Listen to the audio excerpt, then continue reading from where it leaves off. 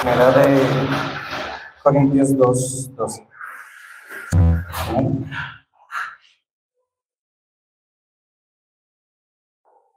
Dice la escritura de la siguiente manera: nosotros no hemos recibido el espíritu del mundo, sino el espíritu que proviene de Dios, para que sepamos lo que Dios nos ha concedido. Amén.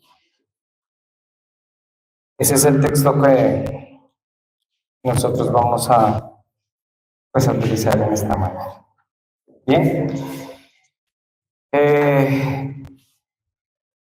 Hemos empezado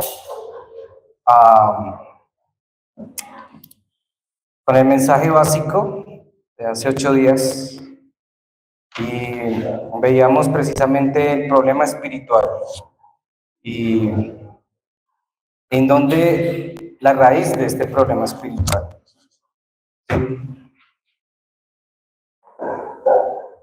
Y hemos empezado a entender la importancia del Evangelio y de la obra que ha hecho Cristo, cómo Cristo es la respuesta y la solución a todos nuestros problemas. ¿Amén?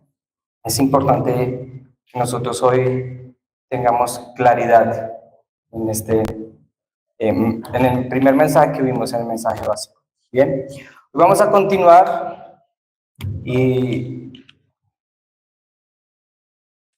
este mensaje es de gran bendición para nosotros. ¿Sí? Es un mensaje que espero que de verdad usted reciba una respuesta a su vida, su corazón, todo su ser, y que lo podamos, como orábamos, podamos llevarlo al campo que tanto lo necesita. ¿Sí? ¿Y por qué utilizamos este pasaje? ¿Por qué 1 Corintios 2:12? Porque el Señor nos ha dado de su Espíritu, hemos recibido al Espíritu de Dios. Y por esa razón nosotros hoy disfrutamos de esa primera respuesta a nuestra vida después de la salvación. Entonces, podamos hoy disfrutar de ello, disfrutar del Espíritu que Dios nos ha permitido hoy tener en nuestra vida, en nuestro corazón. ¿Sí? No hemos recibido otra cosa de parte del Señor. Y es importante que podamos nosotros todos los días ir concluyendo que hemos recibido al Espíritu Santo. ¿Amén? ¿Cuántos tienen el Espíritu Santo? Amén. Amén. Hemos recibido al Espíritu de Dios. Por eso nosotros hoy podemos seguir adelante, avanzar, no claudicar. ¿Por qué? Porque su Espíritu está en nosotros. ¿Bien? Como un buen médico, y haciendo como una especie de paréntesis, pensaba la semana pasada, bueno, esta semana que es de Semana Santa, pensaba precisamente en todo lo que hoy, o todo lo que refiere la semana, ¿no? Y aunque se habla o se pretende hablar de la obra de Cristo, ¿sí? A veces no se entiende la base fundamental. Y pensaba precisamente en ello, en esa parte de que las personas afuera tienen una liturgia, pero realmente no saben ni siquiera a qué van a ese lugar, ¿sí? Y yo le decía a mi mamá, hagamos una prueba, preguntemos, ¿por qué vas a misa? Y la mayoría responde, porque es tradición. Que mi papá lo hizo, mi abuelo lo hizo, mi esposa. De hecho, ya no es una religión, pero es tradición. Ir, vamos porque así lo ordenan los humanos. Y no está mal, ¿sí? No está mal que lo hagan. Piense por un momento en un mundo sin religión. Sería un caos. Porque por lo menos las religiones son buenas. Tratan de que el hombre se mantenga al margen de lo moral. ¿Sí? No estoy diciendo que que sean la solución. No, estoy diciendo, imagínese un mundo sin que la religión, ninguna religión existe. Sería como la época de Noé. Porque el corazón del hombre está en ¿qué? En continuo al mal. Entonces pensaba yo que, bueno, por lo menos la religión hace que la gente frene ciertos actos, pero no son la solución al problema fundamental, el problema espiritual. No dan la solución al problema espiritual. La gente sigue haciendo una y otra y mil veces las mismas cosas, cayendo en los mismos errores. ¿Sí? Y la iglesia cristiana, aun cuando ha aceptado a Cristo, sigue pensando en el mundo. Sigue pensando en las cosas de afuera. ¿Sí? Y, y veía también muchos mensajes de pastores muy conocidos. Y siempre era aterrizado a lo que Dios te va a prosperar, Dios te va a bendecir, Dios te va a sanar, Dios te va a hacer, Dios tal cosa. El Espíritu del Señor habla hoy. Se toman atribuciones y vuelven y hacen que las personas se centren en esto que es pasajero. Y que no estoy diciendo que Dios no nos bendiga, sino que realmente nuestro corazón simplemente está en las cosas de este mundo, ¿sí? Y por eso las iglesias tienen conflictos, peleas, contiendas, se envidian los unos a los otros y pierden cosas, ¿cierto? Entonces, por esa razón, esta iglesia es diferente. Porque yo a usted no le estoy prometiendo nada terrenal. Porque todo eso Dios lo tiene bajo su voluntad. Es decir, si Dios a usted lo quiere poner en un lugar de eminencia, poner de gerente en una empresa, ser empresario, hacer eso va a ser para su voluntad, no para la suya, sino para la de Dios. Es decir, todo lo que Dios haga en nuestra vida se va a ir centrado ¿en dónde? En las personas que lo necesitan afuera, en la evangelización mundial. Se tiene que cambiar ese pensamiento hoy, hermano. Por eso a veces sufrimos. ¿Por qué sufrimos nosotros los cristianos? Porque queremos tener un lugar o una posición o ganar mucho dinero. ¿Pero para qué? Y usted dice, ay no, pues para hacer una obra benéfica, eso no sirve. ¿Cuántas fundaciones hay en este barrio? Y lo hacen. Hay muchas. No, es que yo quiero tener mucho para darle a los pobres. Ese es un muy bonito concepto, pero si no está anclado a la evangelización mundial, no sirve. Entonces, usted y yo somos diferentes, amén. No somos iguales al mundo. Usted y yo tenemos otro plan, pero mientras usted siga conservando su propio plan, va a sufrir. Usted, mientras conserve su propio plan, ¿va a qué? A sufrir. Dale que está a su lado. Mientras conserves tu propio plan, vas a sufrir. Dígaselo al que está al lado. Amén. Porque nosotros no somos a los del mundo. No somos iguales a los del mundo. Entonces nos aferramos, bueno, voy a hacer esto. Está bien que usted planifique su vida. Planifíquela, está perfecto. Hágalo como usted quiera. ¿Sí? Voy a estudiar esto, quiero emprender en esto, perfecto, pero nunca piense, ¿sí? Que lo va a hacer en sus fuerzas. Y nunca llegue a pensar que es para hacer otra cosa que no sea la evangelización del mundo. Amén. Porque si no, va a sufrir.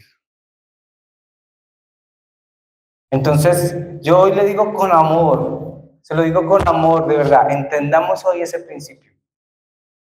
Se puede tener planificada toda su vida a 100 años, a 50, a 30, lo que quiera. Pero si se ajusta al plan de Dios, se va a dar. Si no, no.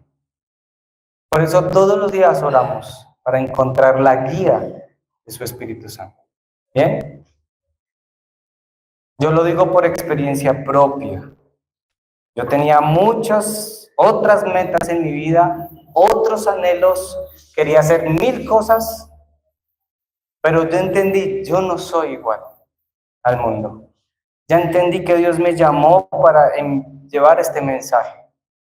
Ahora Dios va a utilizar todo lo que yo sé para que eso se cumpla. Así le pasó a José, así le pasó a Daniel, así le pasó a todos los apóstoles. Y usted, amén, Dios nos va a utilizar.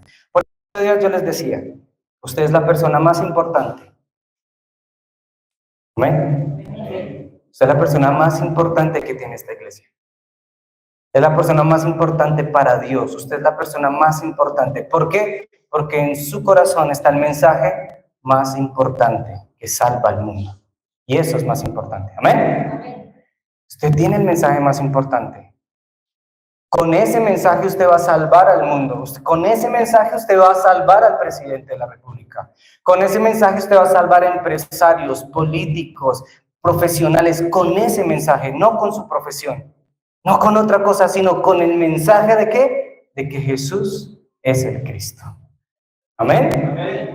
Entonces, por eso usted es la persona más importante. Por eso Dios lo ha llamado a este lugar. Así que usted tiene que sentirse orgulloso de ser esa persona importante con el mensaje más importante. Y mientras nosotros descubrimos eso, podemos disfrutar. ¿Bien? Entonces, nosotros debemos entender algo, hermanos. Lo primero, si nosotros solucionamos el problema espiritual,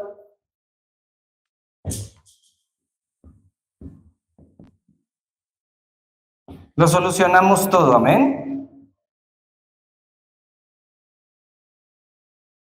Todo fue solucionado. Si nosotros tenemos la solución al problema espiritual, lo solucionamos, todo lo solucionamos en el Evangelio, en Cristo Jesús.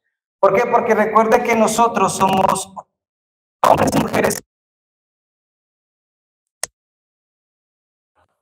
Entonces, cuando damos la solución al problema espiritual, lo solucionamos todo en nuestra vida.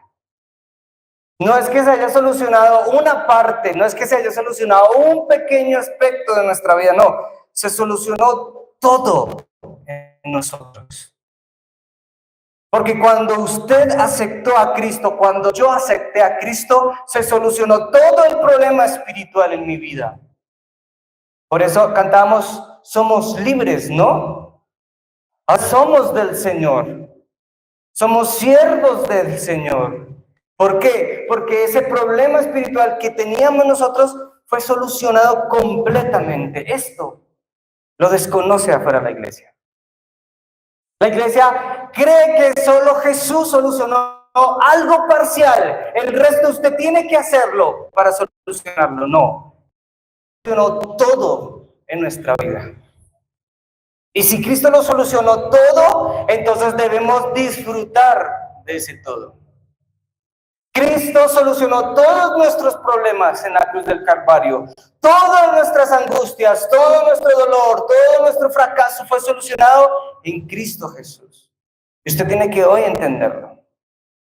Amén. Usted no puede estar pensando, no, es que quizás fue algo y yo debo hacer más. No, la iglesia desconoce esto. La iglesia desconoce que Cristo ha solucionado todo. Y mientras siga desconociendo esto, va a seguir haciendo miles de cosas allá afuera para creer que está agradando a Dios, para que Dios cumpla algo en sus vidas. No, Cristo lo solucionó todo. Amén. Y yo quiero que hoy entendamos eso. También el viernes escuchaba un mensaje, estábamos con el pastor Juan y él hablaba de algo muy, muy significativo a nuestras vidas. Él decía, a veces nosotros escuchamos muchos mensajes. Y escuchamos el mensaje de A, de B, de C, de E, de F. Este mensaje y este mensaje. Y no estoy diciendo que escuchar mensajes esté mal. El problema es que, ¿a qué te aferras después de que escuchas tantos mensajes? ¿Cuál es tu conclusión de cada mensaje? No sé. Entonces escucho a uno y dice, Él te va a bendecir, y escucho a otro y Él te va a prosperar, y escucho a otro, Él te va a sanar, y al final, ¿a quién te aferras? ¿De quién estás aferrado? ¿A quién estás aferrado? No estamos concluyendo. Entonces, este problema, ¿sí? Tratamos de solucionar un problema invisible. Un problema invisible con cosas visibles. Entonces, la gente afuera quiere solucionar todo con cosas que visibles. Si yo no lo veo, no lo creo. Esa no es nuestra conclusión de vida. Entonces, afuera quieren solucionar las cosas con cosas visibles, con las cosas materiales. Quiero solucionar tal cosa, entonces hago esto para solucionarlo. Quiero solucionar las cosas, esas cosas con cosas físicas. Entonces, si yo hago sacrificios a Dios, Dios va a responder. Dios va a hacer algo, pero no están entendiendo que el problema es que invisible. Y que como es invisible, creen que solucionando esas cosas, lo quieren solucionar con cosas visibles, con cosas físicas. Y también lo quieren solucionar, ¿qué? Con la religión. Quieren solucionarlo con la religión. Quieren hacer muchas peregrinaciones, cosas que hagan y pueden estar junto con Dios. Pero realmente la religión tampoco. Y aprendí algo muy importante esta semana. Dijo un pastor, ir a la iglesia sin el evangelio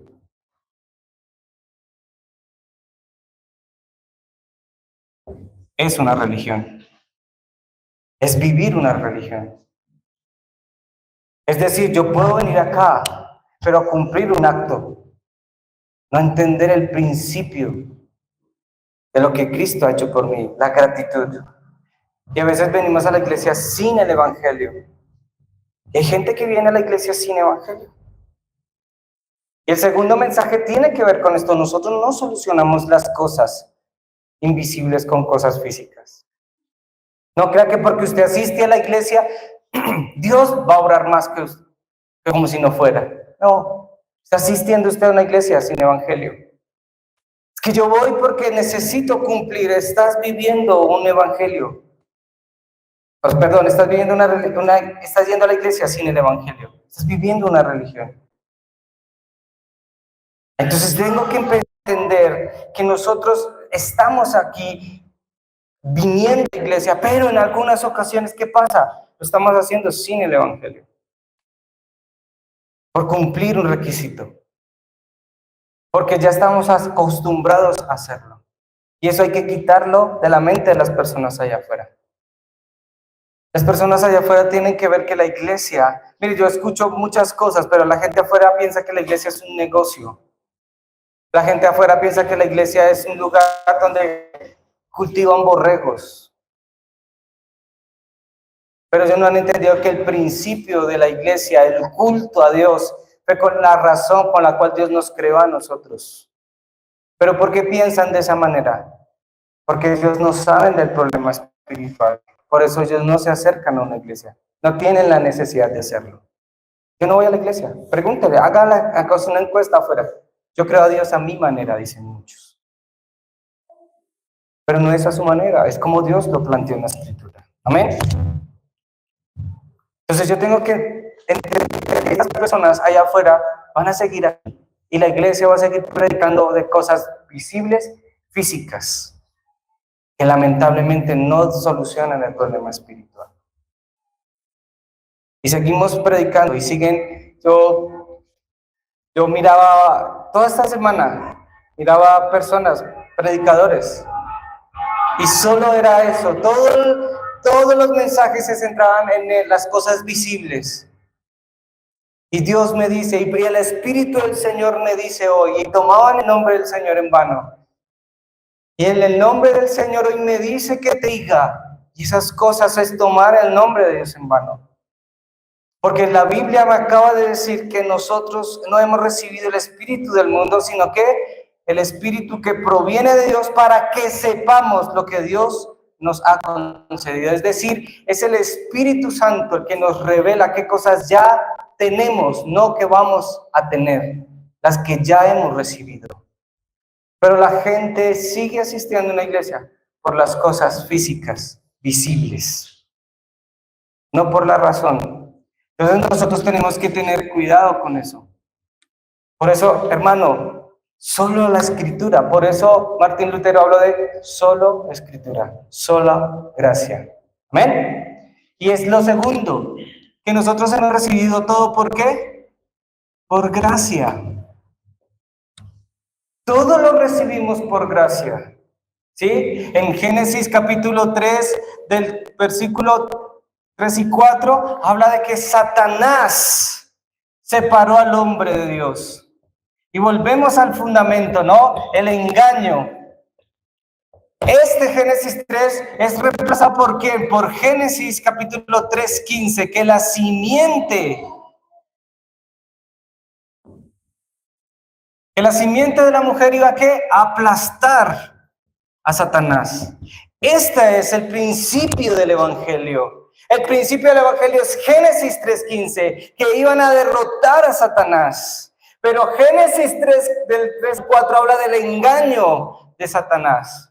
Y quiero que usted entienda que siempre va a haber afuera alguien que quiera engañarnos, o Satanás va a utilizar a alguien para engañarnos, para distraernos del propósito fundamental, para que olvidemos Génesis 3:15.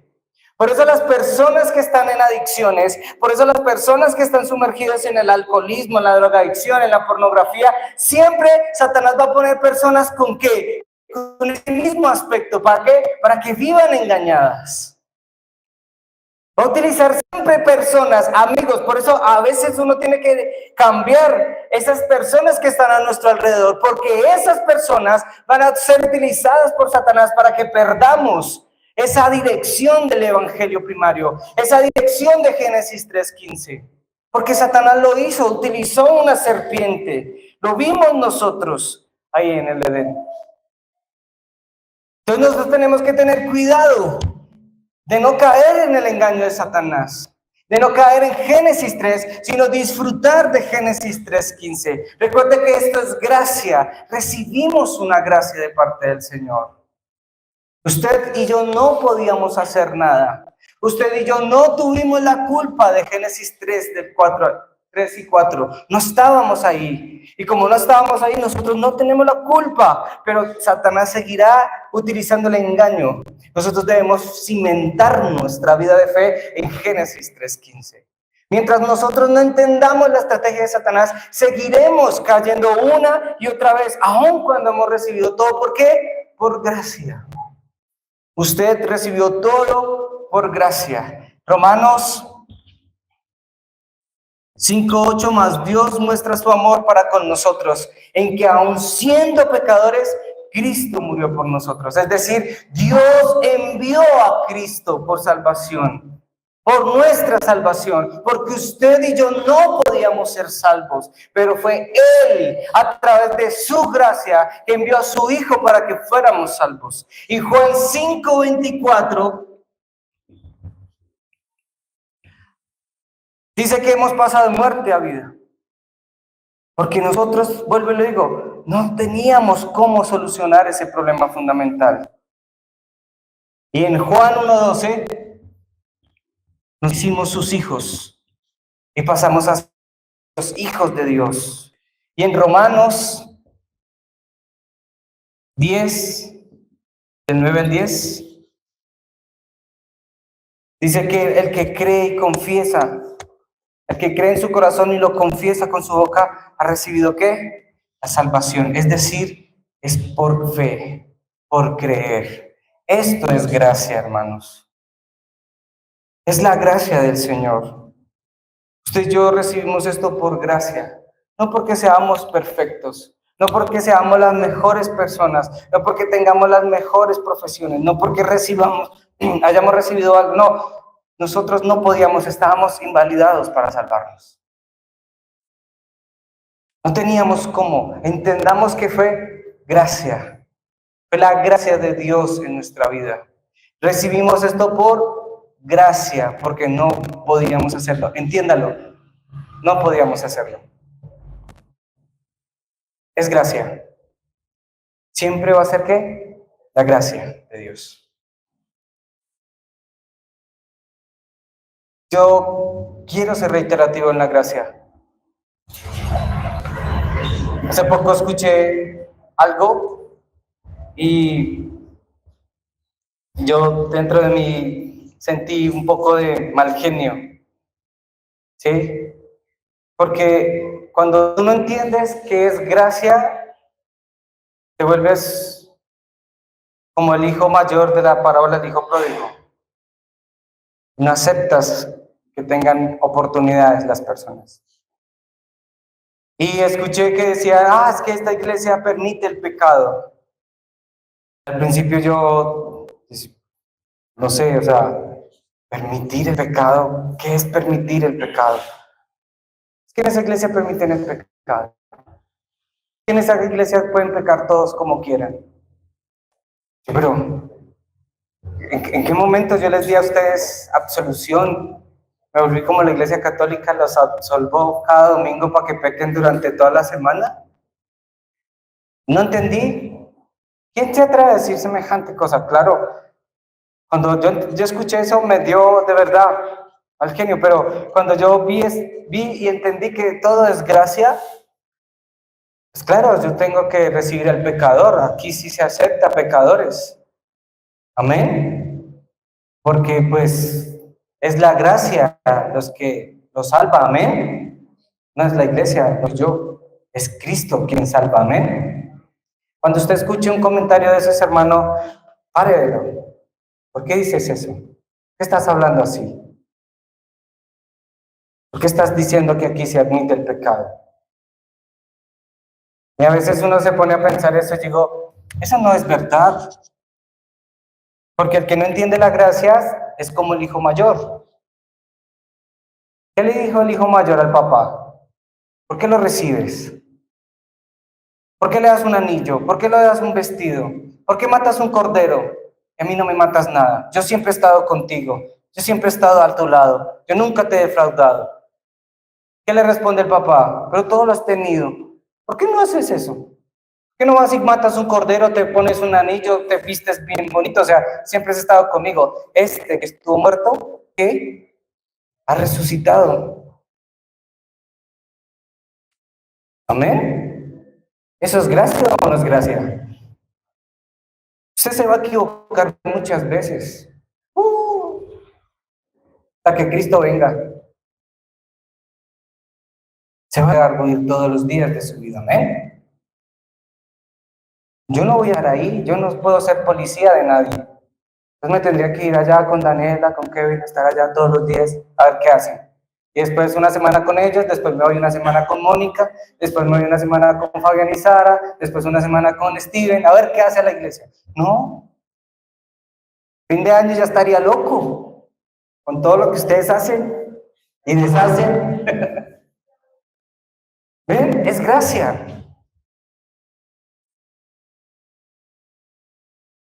No cambiemos las cosas. No cambiemos los conceptos teológicos. No cambiemos los conceptos teológicos. Usted tiene todas las derechas y decirle, no, no es como tú piensas. Es el Espíritu Santo el que hace la obra. Ya les digo por qué. Amén. Tercero, recibimos grandes bendiciones. Cuando todo es por gracia, recibimos grandes bendiciones. Estas cosas usted ya las ha conocido o las conoce. ¿Sí? Primero usted recibe una identidad. Usted antes era hijo del diablo, ¿ahora qué? Es hijo de Dios. Y tiene usted una identidad. Es decir, que en esa identidad el Espíritu Santo está con usted las 24 horas del día. ¿Sí? Está con usted. Es decir, que todos los días usted tiene el poder de Dios, porque esa es su identidad. Pero también recibe autoridad. ¿Y qué es esa autoridad? Pues que el Señor va a desplegar sus ángeles para ayudarle en todo lo que usted necesita. ¿Sí? Que usted va a tener la bendición del trono celestial. El trono de Dios es su mayor respaldo. Bien, el reino de Dios. Y que cuando usted ora, Dios responde su acción. Esa es las grandes bendiciones que nosotros hemos recibido de parte del Señor. Y por último, ¿qué pasa? Que usted va a encontrar discípulos para transmitirles el mensaje de salvación. Esa es la bendiciones más grandes que usted tiene. Usted, ahora hijo de Dios, puede disfrutar y recibe la llenura y la guía del Espíritu Santo. ¿Bien? Porque esto es lo que pasa cuando nosotros recibimos al Señor en Juan 1:12. Somos hijos de Dios y disfrutamos de ser hechos hijos de Dios. Y cuando aceptamos 1 Corintios 3:16, el Espíritu Santo mora en nosotros las 24 horas. Estas bendiciones es lo que usted quiero que hoy entienda. Las más grandes bendiciones del Señor no son ni las visibles ni las físicas. Todas son ¿qué? Espirituales. Usted hoy tiene el Espíritu Santo con usted y recibe el poder de Dios.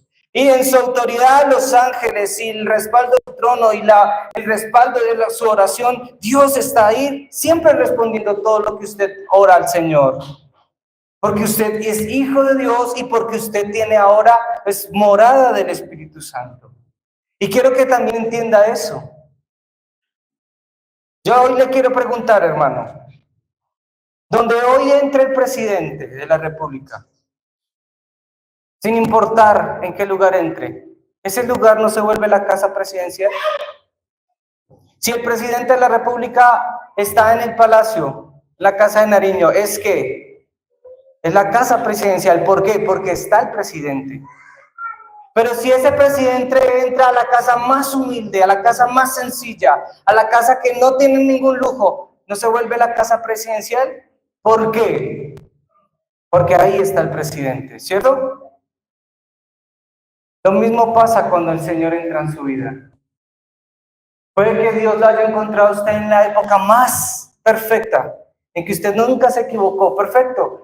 Ahí está el Rey, pero la mayoría de nosotros, el Señor entró en nuestra morada, en nuestra casa más destruida, más abarrotada, más destruida, ¿o no? Y no se volvió la casa del Rey. Amén.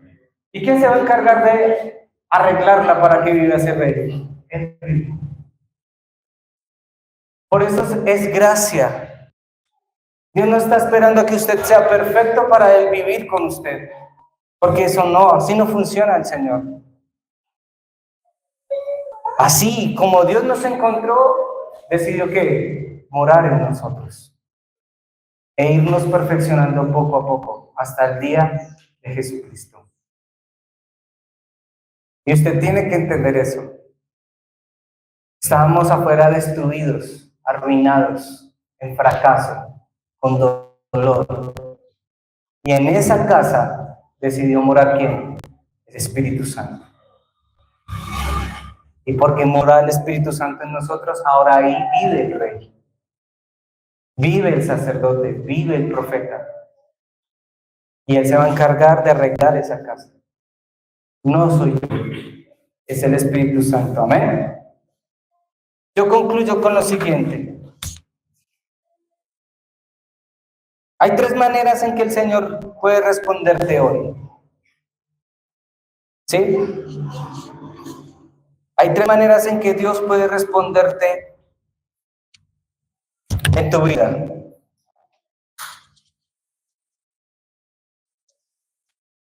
Y quiero que por favor lea conmigo Romanos capítulo 8.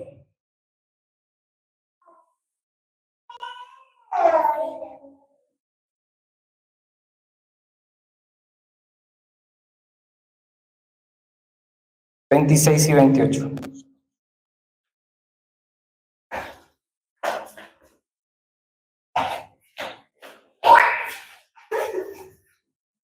Dice, y de igual manera el Espíritu nos ayuda en nuestra debilidad. Pues, ¿qué hemos de pedir como conviene? No lo sabemos. Pero el Espíritu mismo intercede por nosotros con gemidos indecibles. Mas Él escudriña los corazones, sabe cuál es la intención del Espíritu, porque conforme a la voluntad de Dios, intercede por los santos. Y sabemos que a los que aman a Dios, todas las cosas les ayudan a bien, esto a los que conforme a su propósito son llamados. Amén. Entonces, Dios, cuando tú disfrutas de esto, puede el Señor responder directamente. Es decir, que así como Dios puede sanar al instante, puede tomarse un tiempo, ¿no? La segunda es que Dios puede hacer todo completo. Como dice Romanos 8, porque nosotros no sabemos pedir, pero Él lo irá haciendo poco a poco. Pero la que más me parece interesante es en la tercera. Dios siempre lo va a hacer diferente.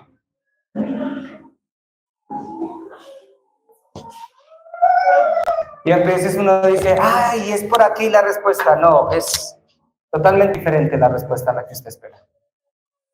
No es lo que usted quería y fue diferente. Pero eso diferente siempre va a ser ¿qué? Lo mejor. Entonces Dios puede responderte ¿qué? Directamente. Pero ¿cómo Dios me puede responder? Cuando entiendes que no es esto lo fundamental, sino es su gracia y sus bendiciones más grandes. Aquí está tu vida. Entonces Dios empieza a orar. Dios empieza a hacerlo completo. Y Dios lo va a hacer de manera diferente.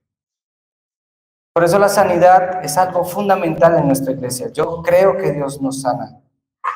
Física, mental, emocional y espiritualmente. Dios no hace una sola sanidad parcial. Muchas personas son sanas físicamente, pero no espiritualmente. Por eso vuelven otra vez a fracasar. Muchas personas reciben una respuesta económica y se olvidan de Dios porque no sanaron espiritualmente. Muchas personas reciben una sanidad emocional, ¿sí? Y vuelven y cumplen otro ciclo. Repiten la historia con otra persona. ¿Por qué? Porque no hay una sanidad espiritual.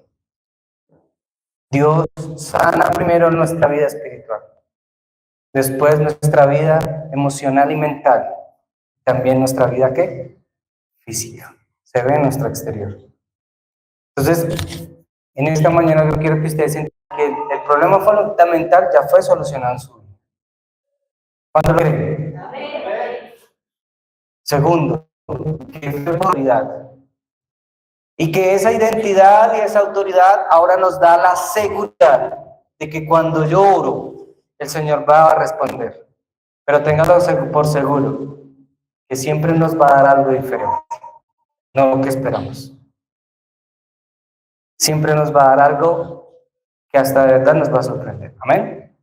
Oremos. Señor Jesús, en esta mañana te damos gracias por tu palabra. Gracias por este mensaje, Señor Dios. Yo te pido, Espíritu Santo, que hoy grabes en raíces, Señor Dios, y sea nuestra naturaleza el Evangelio de Jesús el Cristo. Te pido, Espíritu Santo, que este mensaje, Señor, que hemos recibido, Señor, hoy lo podamos disfrutar, Señor Dios, sabiendo que todo fue por gracia. Hemos recibido bendiciones únicas, Señor Dios, y que tu Espíritu Santo mora en nosotros. Hoy te pedimos, Señor, que sigas obrando en nuestra vida, en nuestra mente y en nuestro corazón, Señor. Que lo que te hemos pedido, Señor Dios, tú lo conoces, Señor. Que tu Espíritu Santo intercede por nosotros. Te pido, Señor Dios, que plantes en nosotros tu deseo, Señor. Que siempre concluyamos, Señor, que tú eres la respuesta a todos nuestros problemas, Señor. Hoy nos aferramos a eso, Señor Dios, y te pedimos que tú seas sanando nuestra vida y nuestro corazón. Oramos en el nombre de Jesús, el Cristo. Amén. Amén. Muy bien, hermanos. Los invito a que por favor nos reunamos nuevamente para hacer el foro. Amén. Entonces,